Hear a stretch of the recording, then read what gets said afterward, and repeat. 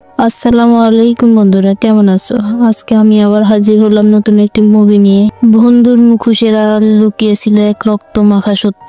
যখন সবাই ভাবছিল খুনি ধরা পড়েছে, ঠিক তখনই বেরিয়ে এলো আরো ভয়ঙ্কর এক মুখ। এটাই ছিল I still know what you did last সামারের নতুন বইয়ের রূপান্তরিত কাহিনী। চলো আমরা এখন মূল গল্পে ফিরে যাই। 5জন বিশ্ববিদ্যালয়ের ছাত্র দীর্ঘ সময় ধরে রাস্তায় নেচে গিয়ে মজা করছিল। হঠাৎই একটি বড় ট্রাক তাদের সামনে এসে পড়ে। চালক তাদের বাঁচাতে তাড়াহুড়ো করে স্টিয়ারিং ঘুরিয়ে ফেলতেই গাড়ি নিয়ন্ত্রণ হারিয়ে ফেলে। ট্রাকটি রেলিং ভেঙে পাহাড়ের কিনারায় ঝুলে যায়। দৃশ্য দেখে সবাই মুহূর্তের মধ্যে ভয় পেয়ে যায়। তারা ছুটে গিয়ে ট্রাকের জানালার কাছে ওঠে। চালক তখনও শ্বাস নিচ্ছিল। তারা দরজা খুলতে চাইলে দরজাটা লক করা ছিল। এর মাঝে ট্রাকটি ধীরে ধীরে নিচের দিকে সরে যাচ্ছিল। 5জন প্রাণপণে গাড়িটির পেছনটা ধরে রাখার চেষ্টা করছিল, কিন্তু ট্রাকটি খুবই ভারী ছিল এবং খুব ঝুঁকিপূর্ণ ভাবে ঝুলেছিল। তাদের সামনেই ট্রাকটি ধীরে ধীরে নিচে পড়ে যায়, চালক সহ গভীর খাদে। এই ভয়াবহ ঘটনা তাদের সবাইকে আতঙ্কে ফেলে দেয়। টেডি সবাইকে শান্ত থাকতে বলল এবং ফোন এনে পুলিশকে ডাকার জন্য গাড়ির ভেতরে গেল, কিন্তু পরিস্থিতি নিয়ন্ত্রণে এলো না। স্টেডি পুরো ভেঙে পড়লো। অন্যরা সবাই ধনী, তারা চাইলে ব্যয়বহুল উকিল ধরে ভাড়া করতে পারবে, কিন্তু সে তো গরিব হওয়ায় বিপদে পড়বে। ড্যানিকে তাকে বোঝায় এটা কোনো অপরাধ নয়, এটা শুধু একটা দুর্ঘটনা। এই রাস্তা আগে অনেক দুর্ঘটনা হয়েছে।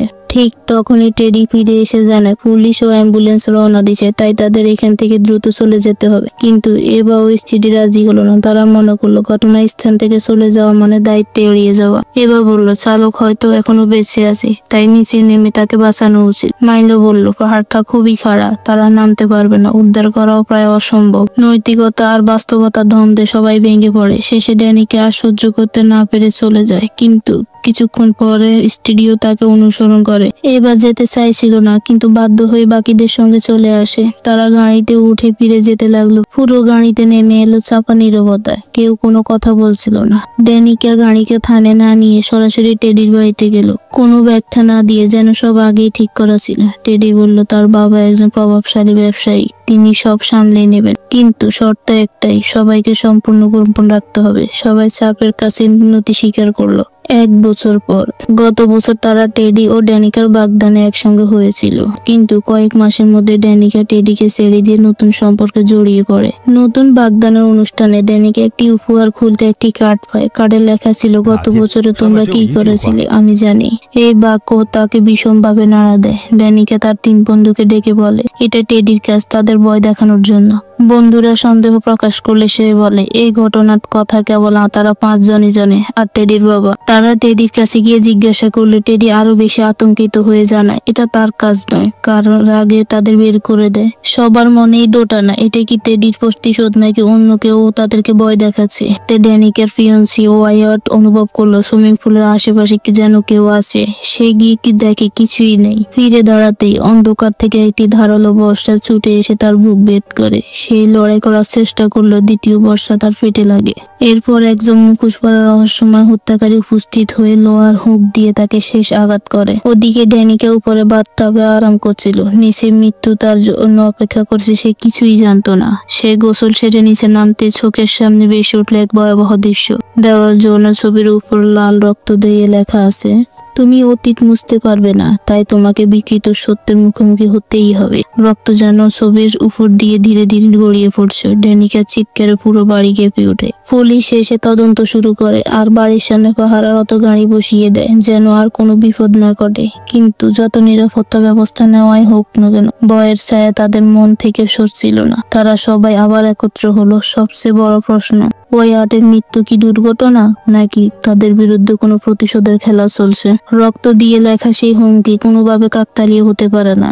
আর অদ্ভুত বিষয় হলো ওয়াইয়ার্ড তো সেই ঘটনার অংশ ছিল না, তবু সেই প্রথম মারা গেল কেন? এতে সবাই আরো বেশি আতঙ্ক হয়ে পড়ে। কেউ বললে এটা হয়তো এলোমেলো হামলা, কিন্তু দ্রুতই সেটা বাতিল হলো, কারণ রক্তের লেখা ভঙ্গি স্পষ্ট ছিল।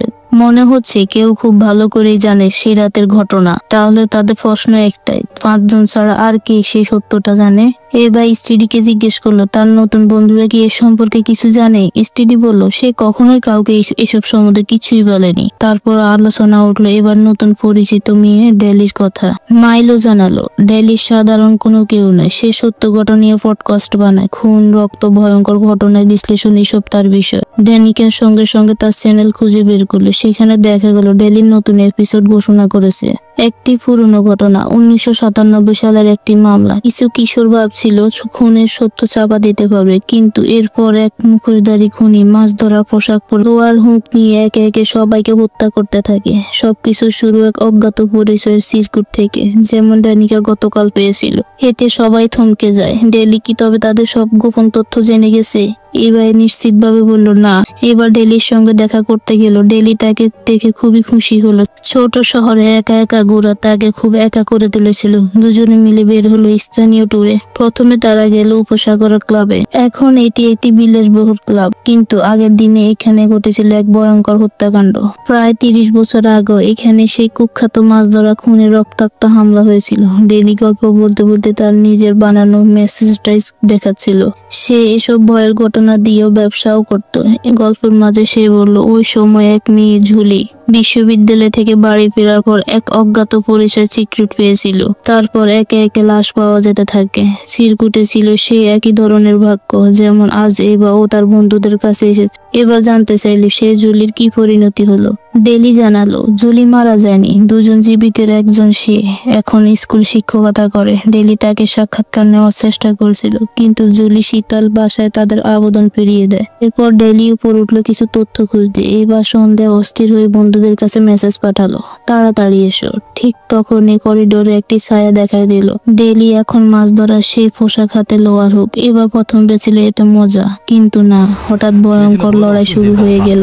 এবার ছুরি ধরে প্রাণপণে লড়লো এবং ধারালো আঘাতে খুনিকে আঘাত করলো। সে দরজা খুলে দেখলো খুনি কোথাও নেই। কিছুক্ষণ পরেই সে আবার ডেলির সঙ্গে দেখা করলো, কিন্তু বিপদ এখনো শেষ হয়নি। হঠাৎ উপরের দিক থেকে এক ভারী লোহার খাঁচা পড়ে এসে এবারকে আটকে ফেললো। এবার চিৎকার করে ডেলিকে সাহায্য আনতে বললো, কিন্তু সব দরজা বন্ধ হয়ে গেল। ডেলি বাধ্য হয়ে ছাদের দিকে উঠলো। সেখানে খুনি আবার তার সামনে এসে দাঁড়ায়। ডেলি তখন প্রাণপণে ভিক্ষা চাইলো তার জীবন, কিন্তু সে খুনি একটুও করুণা করলো না। ডেলির মৃত্যু শেষ মুহূর্তে খুনির মুখোশ টেনে খুললো ফেললো।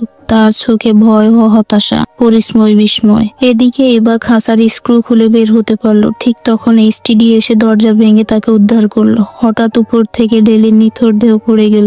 রক্ত ছিটকে পড়লো তার চারদিকে। Look, I know you all have a lot of questions, okay? We're going to hold a town hall at the community center tomorrow to discuss these recent events. মৃত্যু আবারও তাদের ঘিরে ধরলো। পরের দিন এবার ঝুলির কাছে গেল এবং নিজের পরিচয় দিল। সে সাউথ হারবার থেকে এসেছে। এক মাছ ধরার পোশাক পরা, লোহার হুক হাতে খুনির আক্রমণ শিকার হয়েছে। সে বেঁচে গেছে, কিন্তু বন্ধুরা দুজনে নিহত হয়েছে মাত্র 2 দিন আগে। সবকিছুর শুরুতে ছিল অজ্ঞাত সিরকুট, ঠিক যেমন জুলি পেয়েছিল বছর খানিক আগে। এবার তাকে সাহায্য করার অনুরোধ করলো। জুলি তাকে তাকিয়ে একটি উত্তর দিল, যেটি শুনে এবার বুক কেঁপে উঠলো। জুলি বলল, এই জায়গায় বড় ব্যবসায়ী গ্রান্ট পর্যটক হারাতে চাইবেন না, তাই পুলিশ সবকিছু লুকিয়ে রাখবে। আগেও করেছে, এখনো করবে। সে প্রতিজ্ঞা করেছে আর কখনো সেই দুঃস্বপ্নের জায়গা ফিরে যাবে না। তবে সে এক বিষয় পরিষ্কার করলো, এটা কোনো এলোমেলো হত্যাকাণ্ড নয়, এটি ব্যক্তিগত প্রতিশোধ। এ থেকে বাঁচার একমাত্র উপায় হলো খুনিকে খুঁজে বের করা, ওকে থামানো, ওদের সবাইকে শেষ করে দেওয়ার আগে। সবার মাঝে সেই লোক ঘোষণা দিল সবকিছু নাকি মানসিকভাবে অসুস্থ। এক তরুণী আত্মঘাতের ঘটনা এবং শহরের অন্য কোনো ঘটনার সঙ্গে এই কোনো সম্পর্ক নেই। এই অযৌক্তিক কথা শুনে সবাই রেগে গেল। এবার সবার সামনে এসে দাঁড়িয়ে প্রতিবাদ করল। সে বলল, আমাকে ধাওয়া করা হয়েছিল বেসিস ছাদ থেকে পর্যন্ত। এটা কোনো পর্যটকের দোষী সাজা নয়। Can I offer an alternative, Grant? 2 nights ago, a man was murdered and his লোকটা আরো যুক্তি দেখাতে লাগলো। গত 4 জুলাই এক তরুণী নাকি দুর্ঘটনায় মারা যায়। সে ছিল একজন মাদক বিশেষজ্ঞ। একটি চুরি করা গাড়ি রাস্তা থেকে নামাতে গিয়ে নাকি সে মারা যায়। এটা দুঃখজনক ঠিকই, কিন্তু এসবের দক্ষিণ বন্দরের ঘটনার সঙ্গে কোনো সম্পর্ক নেই। সে এমন ভাবে বলল যেন শহরের কোনো ভয়াবহ ঘটনা কোনোদিনই ঘটেনি। এভা আবারও বলল, আপনি কি ভাবছেন দক্ষিণ বন্দরে এমন কোনো ঘটনা ঘটেনি? ঠিক তখন এই পেছনের সারি থেকে কেউ একজন উঠে বলল, তার কথা শুনুন, এটি দক্ষিণ বন্দরে প্রথমবার হচ্ছে না, আপনি ভালোই জানেন। সবাই নীরব হয়ে গেল। ধীরে ধীরে সবার নজর গেল গ্রেনেডের দিকে। তিনি শুধুই বললেন, তুমি কি 1997 সালের ঘটনার কথা বলছো? হ্যাঁ, গ্র্যান্ট ঠান্ডা গলায় বলল, এখন দক্ষিণ বন্দরে অনেক বদলে গেছে। এখন আমি দেখি একটা পারিবারিক ঝামেলা, একটা পর্যটকের আত্মহত্যা, আরো বহু বছরের পুরনো কিছু ঘটনা ঘটনা, এসবের বাইরে আর কিছুই নাই। এবার তখন বলল সে দাবি করেছে কেউ তাকে ধাওয়া করেছে, একজন মাছ ধরা পোশাক পরা মানুষ। কিন্তু গ্র্যান্ড বিষয়টাকে এড়িয়ে গেল। সে শুধু বারবার বলল পুলিশ টহল বাড়াবে, সবাই নিরাপদে থাকবে। তারপর সে আলোচনা ঘুরিয়ে নিয়ে গেল প্রার্থনা ও মানসিক শান্তির দিকে। সবাইকে বলল চার্চ খোলা হচ্ছে, চাইলে সেখানে যেতে পারো। বাইরে থেকে মনে হলো মানুষ একটু শান্ত হয়েছে, কিন্তু ভেতরে ভেতরে কেউ আশ্বস্ত হয়নি। সভা শেষে স্টিডি আর চুপ থাকতে পারলো না। সে তার মনে সমস্ত চাপ বন্ধুদের সামনে উগড়ে দিল। সে বলল এখন আর কিছুই চাপা রাখা যাবে না। শাম মারা যাওয়ার পেছনে আসলে কারা জড়িত সেটা বের করতে হবে। এবার মাথায় তখন বাজলো জুলির কথা। জুলি বলেছিল খুনি প্রায় মৃতদের কোনো না কোনো সম্পর্কের সূত্র ধরে ফিরে আসে, আর সেই সম্পর্কে হলো আসল রহস্যের চাবিকাঠি। হঠাৎ স্টিডি সত্যটা বলে দিল, তারা ইতিমধ্যে জুলির সঙ্গে দেখা করতে গিয়েছিল। জুলির নাম শুনে রের মুখের রং বদলে গেল, কারণ জুলি তার পূর্বের স্ত্রী। এমন বিশৃঙ্খলার মধ্যে ড্যানিকে বলল একজন জ্যোতিষী বা আত্মিক মাধ্যমে সাহায্য নেওয়া যেতে পারে। টেডি বলল তা বাদ দিয়ে সোজা শহর ছেড়ে পালিয়ে যাওয়া উচিত। শেষে সবাই মানল একটা সূত্র সবচেয়ে গুরুত্বপূর্ণ, সেই খাদে পড়া পিকআপ ট্রাক। গ্র্যান্ট বলেছিল গাড়িটি নাকি চুরি হওয়া। যদি সত্যি তা হয় তাহলে তা নিশ্চয়ই সরকারি রেকর্ড আছে, আর গাড়ির মালিককে খুঁজে পেলে অনেক রহস্য উন্মোচিত হবে। তারা গাড়ির গুদামে গেল, কর্মচারীকে তথ্য দিতে বলল, কিন্তু তাদের কাছে কোনো নাম্বার প্লেট ছিল না। তাই দুর্ঘটনার কথা বলে অজুহাত বানালো। অনেক বোঝানোর পর কর্মচারী রাজি হলো। এবার বলল গাড়িটি ছিল 90 দশকের মডেলের পিকআপ, গত 4 বছরের 4 জুলাই আশেপাশে আনা হয়েছিল। রেকর্ড চেক করে কর্মচারী বলল আর কি 1998 সালের পিকআপ 5 জুলাই জমা হয়েছিল। এরপর যে কথাটা সে বলল তা শুনে এডি ও স্টিডির বুক হিম হয়ে গেল। গাড়িটির মালিকের নাম নাকি জুদা, আর জুদা হচ্ছে এই শহরের পুরোহিত, যে মানুষটি সবাইকে নিরাপত্তা ও আশ্রয়ের প্রতীক মনে করতো। এখন দেখি তারই নামে খুন হওয়া গাড়ির সঙ্গে জড়িয়ে আছে। তারা এরপর কবরস্থানে গেল আরো খোঁজ নিতে। সেখানে গিয়ে দেখলো সামের কবরে রাখা হয়েছে একদম তাজা ফুল, মানে কেউ খুব সম্প্রতি সেখানে এসেছিল। কিন্তু সামের পরিবার বলেছিল ওদের কেউ এখানে আসে না। ব্যাপারটা আরো রহস্যময় হয়ে গেল। তারা কেয়ারটেকারকে তার কাছে জিজ্ঞেস করলো। সে বলল এখানে অনেক মানুষ আসে, কারা এসেছে বলতে পারবো না। তাই মনিটরের ফুটেজ দেখতে অনুরোধ করলো। ঠিক যখনই ফুটেজটি খোলা হচ্ছিল হঠাৎ এক ছায়া দ্রুত এগিয়ে এসে কেয়ারটেকার গলা কেটে দিল। রক্ত ছিটকে পড়লো চারদিকে। খুনির সাথে সাথে মনিটরের হার্ড ড্রাইভ ভেঙে ফেললো। স্ত্রী তখনও বাইরে অপেক্ষা করছিল। রাগে ও অস্থিরতা সে ভিতরে ঢুকে দেখলো, কিন্তু ততক্ষণে সব শেষ। ড্যানিকা তখন একা একা ছিল কবরস্থানে। অন্ধকার নেমে আসছিল। হঠাৎ মাছ ধরার পোশাক পরা সেই ছায়ামূর্তি নীরবে তার দিকে এগিয়ে এলো। ভয়ে ড্যানিকা দৌড়ে একটি গুদামে ঢুকলো। অন্ধকারে সে এক কোণে লুকিয়ে রইল, শ্বাস আটকে রাখলো। পায়ের ভারী শব্দ ক্রমে তার আরো কাছে আসছে। শেষমেশ খুনি তাকে খুঁজে পেল। ড্যানিকাকে টেনে বের করলো, লোহার মুখ উঁচু করলো, মৃত্যু যেন তার চোখের সামনে দাঁড়িয়ে। ঠিক তখনই রে সেখানে এসে পড়লো। খুনির আঘাত থামিয়ে দিল, কিন্তু খুনি ছিল খুব দ্রুত। পেছনে ফিরে রাতের অন্ধকারের সাথে সে মিলিয়ে গেল। শ্বাস নিতে নিতে ড্যানিকা মাটিতে বসে থাকলো। সে রাতে জুলির সঙ্গে দেখা করলো। সে জুলিকে দোষ দিলে, কেন তুমি এবারে এমন ভাবে বিপদে ফেললে? জুলি শান্ত স্বরে বলল, সে শুধু সত্যটা বলেছে। খুনিকে খুঁজে বের করা ছাড়া কোনো পথ খোলা নেই। তাদের কথায় পুরনো ক্ষত আবারও ফুসে উঠলো। ড্যানিকার সেদিকের ঘটনা সবাইকে বিচলিত করলো। বন্ধুরা ঠিক করলো আজ রাতে সবাই একসঙ্গে থাকবে। রাত গভীর হলে মাইলো ফোন চার্জ দিতে গাড়িতে গেল। ফিরে এসে দেখলো দরজা আটকানো। সে অন্য দিক দিয়ে এবাকে ডাকলো। ঠিক তখনই অন্ধকার থেকে একটি ঠান্ডা দড়ি তার গলায় জড়িয়ে গেল। মাইলোর গলায় দড়ি পড়তে ঘন শক্তিটাকে টেনে ধরে। সে হাত পা ছুটতে বাঁচতে চেষ্টা করলো। শ্বাসরুদ্র দ্রুত তাকে দুর্বল করে ফেলে। কয়েক সেকেন্ডের মধ্যে তার শরীর ঢলে পড়ে, আর সে অন্ধকারে তলিয়ে যায়। ঘরের ভেতরে থাকা আইবা শব্দ পেয়ে পর্দা সরিয়ে তাকায়, কিন্তু শুধু দেখে মাইলোর ঘাড়ি দ্রুত জায়গা সরছে। এত রাতে মাইলো কোনো কথা না বলে চলে গেলে কেন? চিন্তায় পড়ে আইবা তাকে ফোন করে, কিন্তু বারবার চেষ্টা করলো, কেউ ফোন ধরে না। হঠাৎই মাইলোর কাছ থেকে একটি ছোট্ট মেসেজ আসে, আমি একটু বাইরে গিয়ে মনটা শান্ত করতে চাই। পরের দিন সকালে আইবা ও তার সঙ্গীরা সূত্র খুঁজতে সরাসরি চার্চে যায়।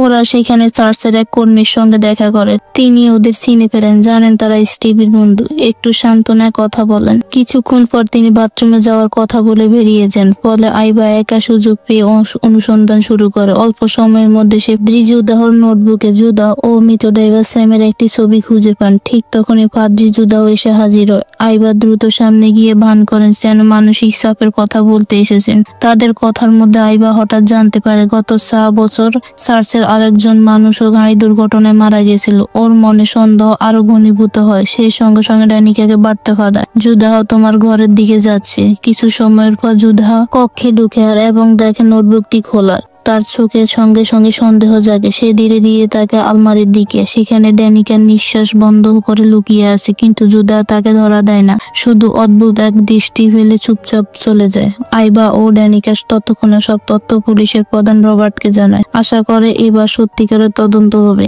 রবার্ট বাইরে তাকে সম্মতি দিল, ঘুরে দাঁড়িয়ে সবকিছু গ্র্যান্টকে জানিয়ে দেয়। তাদেরকে সাহায্য নামে ওদের পুলিশ স্টেশনের ভেতরে আটকে রাখে। এদিকে অন্যদিকে টেডি ও একা সাউন্ড রুমে বসে আছে। হঠাৎই কাছের উপর কুয়াশায় বেশি উঠে একটি লেখা, তুমি পরবর্তী তুমি। ঘাম ও ভয় তাকে গ্রাস করে। আরেকদিকে টেডি বন্দরে গিয়ে মদ খেতে খেতে হঠাৎ ওয়াইন সেলারের কারো ছায়া দেখে। ভেতরে গিয়ে কিছু না পেয়ে বেরোতে পেছন থেকে মুখোশধারী একজন তাকে ছুরি মারে। টেডি উল্টো আঘাত করে, রক্ত ঝরলো। সে পাগলের মতো লড়াই করে বেরিয়ে আসে, কিন্তু দূরে থাকা তার বাবা মা কিছুই শুনতে পায় না। শেষ পর্যন্ত খুনি তাকে আবারও টেনে নিয়ে যায় অন্ধকারে। কিছুক্ষণ পর গ্রান্ট বাইরে এসে পড়ে থাকা ছেলেকে দেখে ছুটে যায়। টেডির শ্বাস ততক্ষণ খুবই ক্ষীণ। গ্রান্ট ছেলের ক্ষত চাপ ধরে তাকে বাঁচাতে চেষ্টা করে, কিন্তু হঠাৎই পেছন থেকে খুনি এসে তাকে অবিদ্ধ করে। গ্রান্ট কোনো শব্দ না করতেই পারে না। বাবা ও ছেলে দুজনে সেই রাতে প্রাণ হারায়। পরের দিন আইবা ও ড্যানিকা পুলিশ স্টেশন থেকে ছাড়া পায়। এদিকে খবর আসে সব পুলিশকে জরুরি ভিত্তিতে সৈকতের পাশের পথের দিকে যেতে বলা হয়েছিল। ওরা সেখানে পৌঁছে ভয়াবহ দৃশ্য দেখে, শিউরে উঠে। উঁচুতে ঝুলছে দুটি নিথর দেহ। টেডি ও তার বাবা। রে এসে সতর্ক করে, এখানে থাকলে তুমিও মারা যাবে। কিন্তু আইবা মাইলোর কথা ভাবছে। ঠিক তখনই তারা দেখে পরিচিত গাড়িটি কাছে দাঁড়িয়ে আছে। আশার আলো জ্বলে ওঠে, কিন্তু কাছে যেতে আইবা ভেঙে পড়ে। মাইলো গাড়ি ভেতরে মৃত অবস্থায় পড়ে আছে। ড্যানিকা তাকে টেনে সরিয়ে নিতে চেষ্টা করে, কিন্তু শুধু বলতেই পারে সে আর নেই, সব শেষ। এই সময় পুলিশ সার্চে অভিযান চালায়। ভেতরে ঢুকে দেখে পার্দি জুদা নিজের মৃত। তার চোখে উপড়ে নেওয়া হয়েছিল, বুকে গাঁথা আছে ধারালো অস্ত্র, ঠিক যেন কোনো নিষ্ঠুর বলি। এদিকে আইবা ও ড্যানিকা নৌকায় পালাতে গিয়ে দেখতে পায় খুনি তাদের অনুসরণ করছে। মুখোশ খুলতে তারা স্তব্ধ হয়ে যায়। এটাই স্টিভি।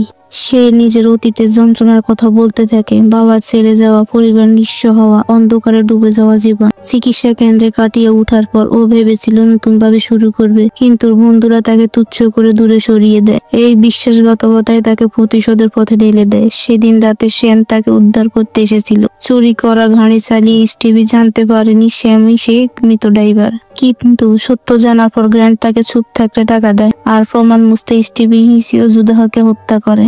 এখন সে যাকে বাধা মনে করছে সবাইকে সরিয়ে দিচ্ছে। আইবা ও ড্যানিকা মরিয়া হয়ে লড়াই করে, কিন্তু স্টিভির শক্তির ভয়ঙ্কর। ঠিক সেই মুহূর্তে রে দ্রুতগামী স্পিডবোট ছুটে আসে। হাতে বন্দুক তুলে সে সামান্য বুদ্ধিটা ব্যবহার করে স্টিভিকে ফিরিয়ে আনে। সে ভীষণ চিন্তিত ছিল ড্যানিকা ও স্টিভির মধ্যে দ্বন্দ্ব নিয়ে। মানুষের চোখে যখন গ্রিনের আগুন জ্বলে উঠে, তখন সেই মুহূর্তেও রাজি, শুধু প্রতিশোধ সম্পূর্ণ করতে। তীব্র ছুরির আঘাতে ড্যানিকার বুক বেদ হয়ে যায়, রক্ত টপ টপ করে পড়তে থাকে। ড্যানিকার দেহ নীলচে দাগে বড় অবস্থায় বরফ ঠান্ডা সমুদ্রে ফেলে দেওয়া হয়। এরপর স্টিভি প্রচন্ড শক্তিতে এবার আর রের দিকে ঝাঁপিয়ে পড়ে। তার চোখে বিন্দু মাত্র ব্যথা বা কোনো দ্বিধা নেই। সে কোনো দেরি না করে ট্রিগারে চাপ দেয় এবং এই রক্তাক্ত দুঃস্বপ্নের রীতি ঘটে। ফেরার পথে এবার কাপা হাতে ফোন তুলে নেয়, জুলিকে নিরাপদে থাকার খবর দেয়, জানায় সে ভালো আছে, রেকে নিয়ে ফিরছে। কিন্তু কথা হলে তার মনে একটা প্রশ্ন, তার বন্ধু কিভাবে একা একা এত ভয়াবহ হত্যাকাণ্ড ঘটালো। জুলির কথা শুনে অনলাইনে খোঁজ করতে শুরু করলো, আর সত্যি দেখতে পায় এবা আর রে এর ছবি। রে এবাকে নিয়ে বাড়ি ফিরে আসে। এবা আস্তে আস্তে বলে স্টিভি নিশ্চয়ই অকল্পনীয় যন্ত্রণা সহ্য করেছিল, তাই এমন ধ্বংসের পথে গেছে। জুলির কথাগুলো তার মাথা ঘুরতে থাকে। মানুষ আঘাতে বদলে যায়, কখনো কখনো একেবারে অন্য মানুষও হয়ে যায়। রে গম্ভীর ভাবে বলে, কখনো প্রতিশোধের জন্য মানুষ কত দূরে যেতে পারে তা অবমূল্যায়ন করা উচিত নয়। এবাকে জিজ্ঞেস করে রে কিভাবে তার নিজের অতীতের ভয়াবহতা থেকে বেরিয়ে এসেছে। রে মাথা জাগায়, এমন ঘটনা কখনো পুরোপুরি ফেরানো যায় না, শুধু মানিয়ে নিতে শেখানো লাগে। রে তাকে একটি পরিষ্কার সার দেয়, কিন্তু এবার তা নিতে অস্বীকার করে। ওর মনে হয় তার শরীর ও তার পোশাকে বদলানোর শক্তি নেই। কিন্তু ঠিক তখনই রে ঘুরে দাঁড়াতে এবার হঠাৎ তার হাতে ব্যান্ডেজ বাঁধা দেখে। সে পরিচিত আঘাতের জায়গা দেখে সব বুঝে ফেলে রেই আসল খুনি। ভয় তার বুক কেঁপে ওঠে। সে কোনোভাবে বেরিয়ে যাওয়ার অজুহাত খোঁজে, কিন্তু দরজাটা অনেক আগেই ভেতর থেকে লক করা। আতঙ্কে এবা পিছতেই থাকা রে অন্ধকার থেকে সামনে এসে দাঁড়ায়। জুলি পৌঁছাতে পৌঁছাতে এবা মৃত পথযাত্রী হয়ে যায়। রে এর আসল পরিচয় তখন পুরোপুরি প্রকাশ পায়। এই সমস্ত হত্যাকাণ্ডের নেপথ্য মূল হতাহতিনি। স্টিভি ছিল তার হাতের পুতুলি মাত্র। প্রতিশোধে জ্বালা পুড়তে থাকা রেসি একটি পদ্ধতি দিয়েছিল নিজের অতীতের অভিজ্ঞতা থেকে। তিনি 1997 সালে সেই রক্তাক্ত ঘটনার কাহিনী আবারও নতুন করে সাজিয়ে নিয়েছিল। তার মতে মানুষের স্মৃতি জাগানোর সবচেয়ে কার্যকর উপায় হলো রক্তাক্ত হত্যাযজ্ঞ। যারা সত্য লুকাতে চেয়েছিল তাদের সবাইকে আজ জীবনে মূল্য দিতে হবে। রে ঠান্ডা হাসিতে বলে, জুলি সবচেয়ে পারফেক্ট বলির পাঠা। তার বহু বছরের মানসিক আঘাতকে পাগলামি হিসেবে সাজিয়ে সামান্য কৌশল করলেই সব দোষ তার ঘাড়ে চাপানো যাবে। সবকিছু শেষ হলেও ড্যানিকা মারা যায়নি এখনো। দেউ তাকে তীরে এনে ফেলেছে। জিয়াং তাকে হাসপাতালে নিয়ে যায় রক্তাক্ত রাতের পর। এবার ড্যানিকা সামান্য শান্তির সময় পায়, একে অপরকে জড়িয়ে ধরে আর তারা আবার নিরাপত্তার অনুভূতি খুঁজে পায়। কিন্তু শান্ত মুহূর্তে এবার হঠাৎ বলে উঠে স্টিভি এখনো বেঁচে আছে। খবরটি বজ্রপাতের মতো নেমে আসে। ঘটনার পর সংবাদ মাধ্যম রিপোর্ট করে দেশ জুড়ে আলোড়ন তোড়া সোল সিলিং কেস নিয়ে। জিয়াং প্রথমে ভেবেছিল স্থানীয় পুরোহিত স্টিভির সঙ্গে, পরে জানা যায় তিনি আসলে এর সহযোগী। আরো বিস্ময়কর বিষয় হলো রে একসময় বিশ্ববিদ্যালয়ের অধ্যাপকা জুলির স্বামী ছিলেন এবং তারা দুজনে 25 বছর আগে সেই আত্মহত্যাকাণ্ড থেকে বেঁচে থাকা মানুষ। খবর শুনতে শুনতে জুলি এক বান্ধবী হেসে বলে, মানুষ সবসময় ওই মহিলাকে মারতে চায়। সংবাদ শেষে বলা হয় রে মারা গেছে, কিন্তু তার সঙ্গী স্টিভি এখনো পলাতক। হঠাৎ দরজা কড়া না রেখে মুদ মহিলা দরজা খুলে সামনে দাঁড়িয়ে আছে জুলি। নাঙ্গাং শহরের অভিশাপ এখনো শেষ হয়নি। রক্তমাখা এই শহরের প্রতিটি বেঁচে থাকা মানুষই হতে পারে পরবর্তী প্রতিশোধকারী। প্রতিটি লুকানো গোপনীতি অনেকে আনতে পারে নতুন হত্যাযজ্ঞ। তাই বলা যায়, আমি জানি তুমি গত গ্রীষ্মে কি করেছিল। এই কথাটাই অন্ধকার প্রতিধ্বনি হতে থাকবে আর খুঁজবে পরবর্তী অপরাধের জর্জরিত আত্মাকে। বন্ধুরা, নতুন নতুন গল্প পেতে আমার চ্যানেলটাকে লাইক এবং সাবস্ক্রাইব করে দিও।